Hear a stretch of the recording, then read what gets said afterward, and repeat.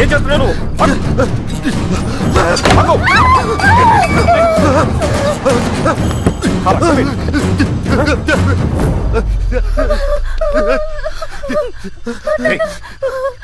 ఏమి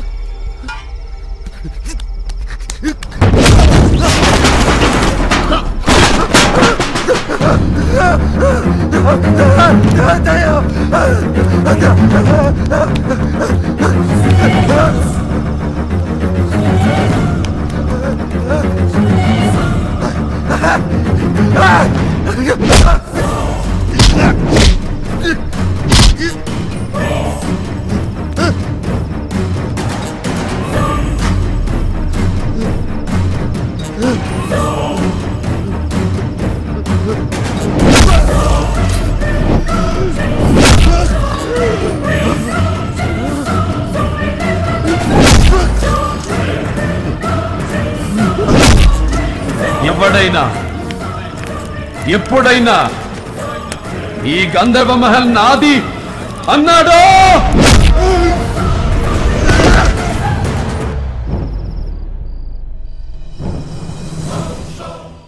అంటే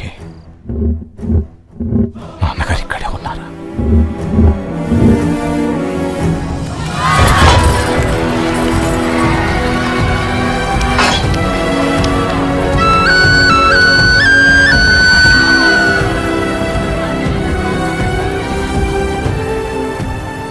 మదమెక్కిన ఏనుగు మందుతో వచ్చి కూడే మొత్తం నాశనం చేసేస్తుందమ్మా. అయ్యగారే కాపాడాలమ్మా. భయపడకండి, ఆయన దాన్ని మదమంచడానికే వెళ్లారు.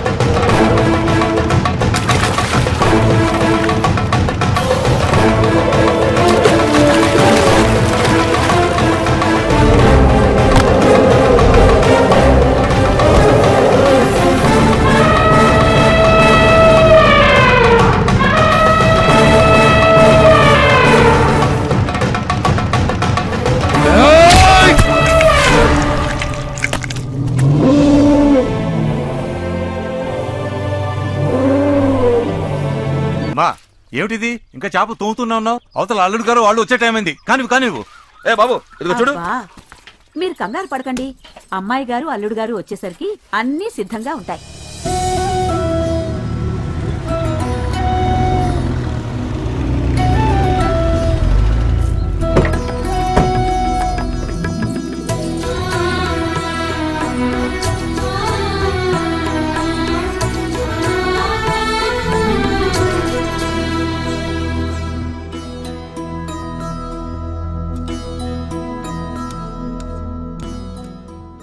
ఏమిటి భూపతి ఆ కథకడం?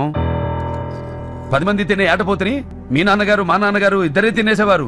అయినా ఇంటల్లుడు పోయి ఉండి నువ్వే ఇలా మొహమాట పడితే ఇక వెళ్ళేం తింటారు? అవునరా భూపతి, ఆ రోజుల్లో రాయుడు గారి నాన్నగారు మీ నాన్న కలిస్తే విందు భోజనాలే. ఆ భోగమంతా మా బావగారితోనే పోయిందనుకున్నాం. కానీ మా మేనల్లుడి చలవ వల్ల ఈ వైభోగం అంతా మళ్లీ చూస్తున్నాం. బాలేవాడి అయ్యా, మీ వాడికి ఆస్తులు లేకపోయినా వారి తండ్రి గారు ఇచ్చిన మాటకు విలువ ఇచ్చి పిలిచి మరీ చెల్లెలిచ్చి పెళ్లి చేశారంటే వారసుడుగా అది వారి గొప్పతనం. వెంకట్రావు గారు, వారసత్వం అంటే పెద్దలిచ్చిన ఆస్తులను అనుభవించడం కాదు, వారి మాటకు విలువిచ్చి వారి పరువు ప్రతిష్టల్ని నిలబెట్టడం వారసుడి ధర్మం. చూసావా, అది రాయుడు గారు అంటే. అంతేనాయా, వెనకాల ఆస్తులు లేనోడు ఏం మాట్లాడినా చలదులే. రాజారావు గారు, ఏమిటా మాట? ఎప్పుడైతే భూపతి ఈ ఇంటి అల్లుడని మా నాన్నగారు మాటిచ్చారో అప్పుడే రుద్రమనేని వంశ గౌరవ ప్రతిష్టలకు ఆస్తి అంతస్తులకు భూపతి వారసుడు. అయినా తరతరాలుగా ఈ పరంపరలో విలువ మాటకే గాని ఆస్తులకు ఆడంబరాలకు కాదు. అయ్యా నా ఉద్దేశం. మీ ఉద్దేశం ఏమైనా ఇలాంటి మాటలు ఇక మీద నాకు వినిపించకూడదు. 100 సార్లు చెబితే అబద్ధం నిజం కావచ్చేమో కాని 1000 అబద్ధాలైనా ఒక్క రాతను ఏమీ చెయ్యలేవు. శేషయ్య, అయ్యా వకీలుని పిలు.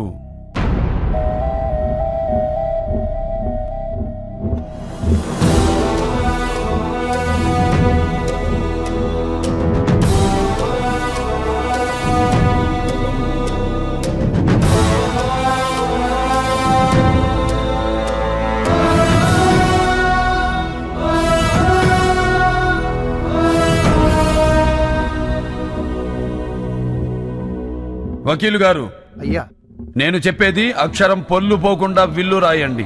రత్నగిరి సంస్థానాధీశులు మా రుద్రమనేని వంశం మూల పురుషులు రుద్రమనేని పాపారాయుడు గారి నుండి మొదలుకొని ఆయన కుమారుడు రామరాయుడు గారు, ఆయన కుమారుడు గణపతి రాయుడు గారు, ఆయన కుమారుడైన మా హయాం వరకు వివిధ సందర్భాల్లో జరిపిన దాన ధర్మాల అనంతరం మిగిలిన జమీ ఆస్తులు 1000 ఎకరాల మాగాణి, అందులో సగం నా తోడపుట్టిన నా చెల్లెలు జగదాంబకు పసుపు కుంకుమలుగా ఇస్తున్నాను.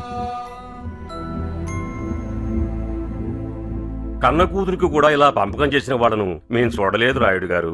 ఇక మిగిలిన దానిలో 100 ఎకరాలు తరతరాలుగా మా వంశానికి ప్రేమాభిమానాలతో విశ్వాసంతో వెలకట్టలేని సేవలు చేస్తున్న మా శేషయ్య కుటుంబానికి. అయ్యా, ఆస్తిలో మాకు పంపగా ఏంటయ్యా? లేదు శేషయ్య, మేము మా చెల్లెలకిచ్చి పంపినట్టే రేపు నువ్వు నీ కూతురికిచ్చి పంపాలి. రాయుడు గారు, పండగొచ్చినా పబ్బం వచ్చినా ఊరితో పాటు చుట్టుపక్కల గుళ్ళు గోపురాలు మీ వైపే చూస్తూ ఉంటాయి. మరి ముందు ముందు ఆ వైభవం చూస్తామంటారా?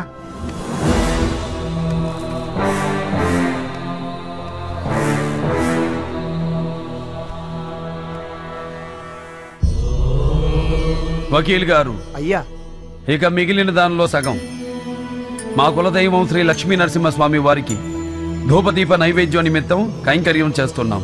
రాయుడు, గంధర్వ మహల్ అంటే దాన ధర్మాలకు మారు పేరు అన్నమాట ఎప్పుడో నిజం చేశావు. నీ తాతలు, నీ తండ్రి నీ భుజాల మీద మోపిన మీ వంశ ప్రతిష్టను ఆకాశం ఎత్తుకు తీసుకెళ్ళావు కదయ్యా. అవును రాయుడు గారు, వంశపారంపర్యాన్ని దైవ కార్యానికి ధారాతత్వం చెప్తున్నారంటే ఇంతకన్నా ధర్మం చూడలేమండి.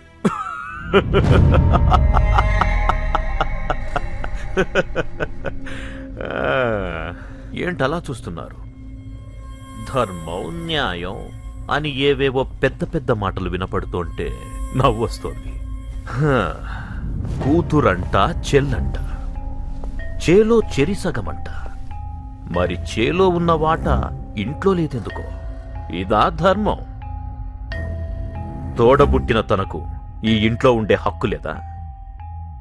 నేను ఏ గుడిసెలో ఉంటే అక్కడే ఉండాలా? ఇదా న్యాయం? రే భూపతి, ఇంత ఇచ్చాక కూడా ఏంటిరా మాటలు? మతుంటే మాట్లాడుతున్నావా? శేషయ్య, జగదాంబ భూపతి ఇక్కడే ఉంటారు. ఏర్పాట్లు చూడు. ఇల్లరికమా? చచ్చా, అలా ఎందుకు అనుకుంటున్నావు భూపతి? నేను కాదు, ఊరనుకుంటుంది. ఫణీంద్ర భూపతికి గతి లేక గంధర్వ మహల్లో అడుక్కు తింటున్నాడంటారు. తప్పు బాబు, మీరలా మాట్లాడకూడదు. ఆస్తి పంచగానే ఊడిగం చేసేవాడికి కూడా నోరు లెగుస్తోంది. అయినా నేనేమైనా నా కోసం అడిగానా? పెద్ద మనిషి, ఏమిటయ్యా ఇతను మాట్లాడేది? రాయుడు గారి మహల్ని బట్టలు కొట్టి పట్టుకెళ్దాం అనుకుంటున్నాడా? అడుగుతున్నాడుగా, చెప్పరా. ఇందులో చెప్పేదే ఉంది. ఇంటి మధ్యలో గోడ కట్టి ఎవరి వాటాల్లో వాళ్ళుంటే సరిపోతుంది. తప్పు తప్పు భూపతి, నువ్వు మాట్లాడేది తప్పు. బొమ్మలు తిరిగిన బ్రిటిష్ వాళ్ళు ఆక్రమించాలని చూసినా వాళ్ళ నీడను కూడా పడనిమని మా పూర్వీకుల పౌరుషానికి, ధైర్యానికి నిలువెత్తు సాక్ష్యం ఈ గంధర్వ మహల్. అలాంటి మహల్ను 2 భాగాలుగా విడగొట్టడం అంటే లేదు. నా కంఠంలో ఊపిరి పోయినా అది జరగదు. శేషయ్య, మనం తోట బంగ్లాకు పెడుతున్నాం. అన్నయ్య, అన్నయ్య, వద్దన్నయ్య, మీరు వెళ్ళొద్దన్నయ్య. మీ అన్నయ్య ఏం చేసినా నీ మంచి కోసమేగా. నీ సుఖం కంటే మాకేం కావాలి? నువ్వేంటి ఆడపడుచువి. ఇక్కడ నువ్వుంటే ఒకటి, మేముంటే ఒకటా చెప్పు. మీరు వెళ్తే నా మీద ఒట్టే అన్నయ్య. తప్పమ్మా. ఏమిటిది? నీ పాదాలు కందిపోతాయని చిన్నప్పటి నుంచి ఎత్తుకుని ఈ గుండెల మీద పెంచానమ్మా నేను. నీ నడక కూడా నా కాళ్ళతో నడిచానని ఈ మహల్ నా మీద అలిగినట్టుందమ్మా. అందుకే వెళ్ళిపోమంటుంది. అయినా నేనెక్కడికి వెళ్తానమ్మా? నువ్వు పిలిస్తే కళ్ళు మూసి తెరిచేలోపు నీ ముందుంటాను. వస్తానమ్మా.